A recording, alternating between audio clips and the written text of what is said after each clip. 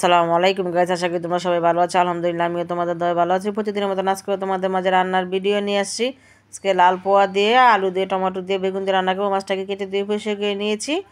এখন দিয়ে দিচ্ছি পরিমাণ মতো লবণ, দিয়ে দিব 1 চামচ হলুদের ফাঁকি, 1 চামচ মরিচের ফাঁকি দিয়ে এটাকে ভালো করে হাতে মেখে নিব। তো দেখো মাখা হয়ে গেছে। মাছ ভাজার জন্য ফ্রাই প্যান বসিয়ে দিয়েছি। পরিমাণ মতন তেল দিয়ে দিচ্ছি। দিয়ে আমি এখন মাছগুলো দিয়ে দিব। দেখো মাছগুলা দিয়ে দিচ্ছি।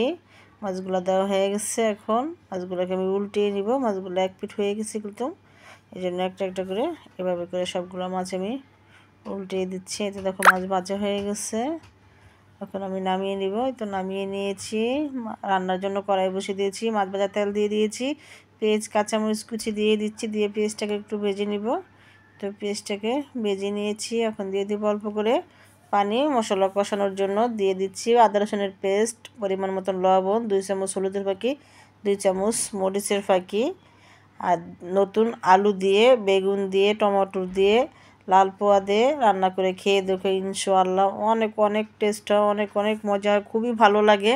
মানে কি বলবো, আমার মুখে এখনও লেগে রয়েছে। তোমার এত মজা হয়। দেখো আমি মশলাটা কষিয়ে নিয়েছি।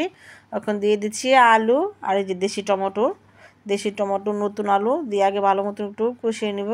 তারপরে বেগুন দিব, কারণ বেগুনটা তো এমনি গলে যায়। এই জন্য বেগুনটা আমি রান্না করলে সবসময় আলুটা আগে সিদ্ধ করে ভালো মতন কষিয়ে নিই, তারপরে দিয়ে দিই বেগুনটা।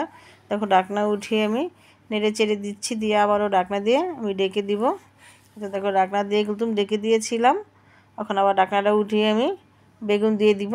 এই তো বেগুনগুলো দিয়ে যেই পানি আছে এই পানি দিয়ে কিন্তু বেগুনগুলোকে ভালো করে একদম কষিয়ে নিব। তাহলে কিন্তু বেগুন তরকারি খুবই ভালো লাগে। বেশি একটা ঝোল রাখবো না, মাখা মাখা ঝোল রাখবো। মাখা মাখা ঝোল রাখলে বেগুন খেতে খুবই ভালো লাগে। তো আমি বেগুনটা দিয়ে একটু ঢাকনা দিয়ে ডেকে দিয়েছিলাম। ঢাকনাটা উঠিয়ে আবারও নেড়ে চেড়ে দিচ্ছি। দিয়ে আমি ঢাকনা দিয়ে আবারও কিন্তু ডেকে দিব। ভালো মতন কষিয়ে নিতে হবে। দেখো কষানো হয়ে গেছে। এখন দিয়ে দিচ্ছি আমি ঝোলের পানি পরিমাণ মতন, বেশি দিব না, কারণ আমি তো বলছি মাখা মাখা ঝোল রাখবো।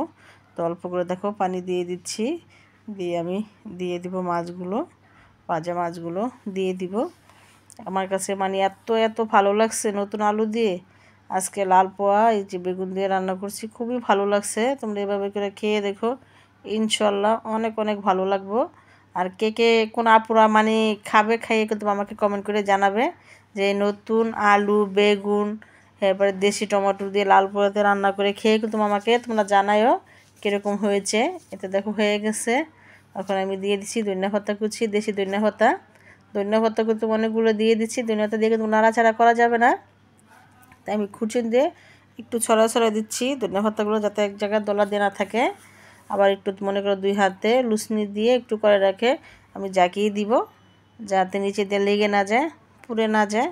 এতে দেখো একটু ইয়া দিয়ে খুরসুন দিয়ে তুমি একটু ছড়া দিয়েছি ধনিয়া পাতাগুলো। এখন আবার 2 হাতে লুসনি নিয়ে একটু এতে করে জাকিয়ে দিয়ে দিচ্ছি, যাতে নিচে দিয়ে পুড়ে না যায়। এই তো লাল পোয়া আলু বেগুন টমেটো দিয়ে রান্না হয়ে গেছে।